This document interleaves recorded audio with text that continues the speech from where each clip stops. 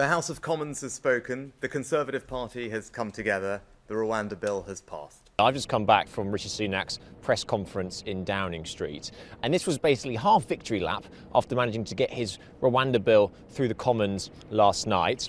But it was also a half warning shot to the House of Lords, where the bill is now progressing. We know that peers are already lining up to tear this bill apart. It could really throw a spanner in the works for this entire process and once again gum up this flagship Rwanda bill, which is so crucial to stopping the boats. And so while RISHI Sunak was very keen to portray a united Conservative Party in the Commons, he has one message for the House of Lords, which is, we are the elected ones, we are the MPs, please don't stand in our way as we're trying to get this vital piece of legislation through, which the public deeply care about. It was quite a hastily arranged press conference, and obviously it came off the back of this vote last night. Now, Rishi can say to his blue in the face that the Conservative Party is united. However, while he managed to sort of cajole lots of his MPs through the voting lobbies in favour of the Rwanda bill last night, many of them are still very, very unhappy at the current state that it's in. They don't believe that it's tough enough to throw out legal challenges to the bill, which, let's not forget, has constantly blocked this thing from taking off in the first place. 2022 was when the Rwanda plan was first devised by Boris Johnson and Priti Patel. Almost 2 years on, not a single migrant has been sent there. This is the third piece of legislation now about illegal migration, which this Tory government have tabled in the last few years. So they are desperate to get that right. And for RISHI Sunak to say they are united, well, in the Commons, yes, partly. He only had 11 people voting against, although many people are still very, very cautious about whether this plan is actually going to work. And so, the proof is going to be in the pudding now.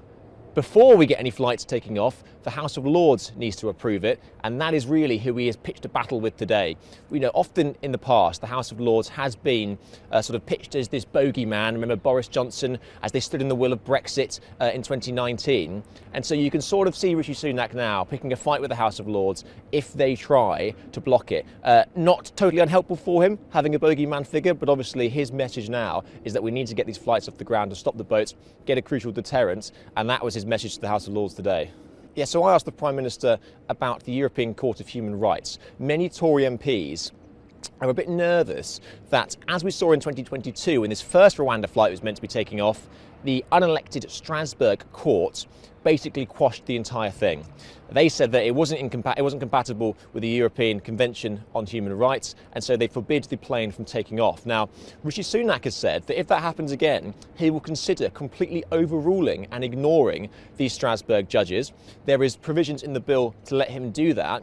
However, he has only said that he would do it in some circumstances. Now, Tory MPs aren't convinced. So I asked him today whether or not he would lay down some red lines to make clear the events in which he would overrule these Strasbourg judges.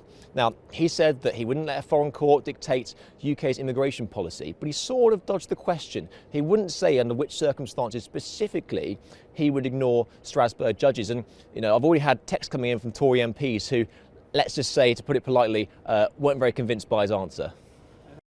I think that RISHI Sunak can definitely claim a victory after last night. The Tory rebels, for all their sound and fury, eventually caved, fell into line. There is still a battle to come.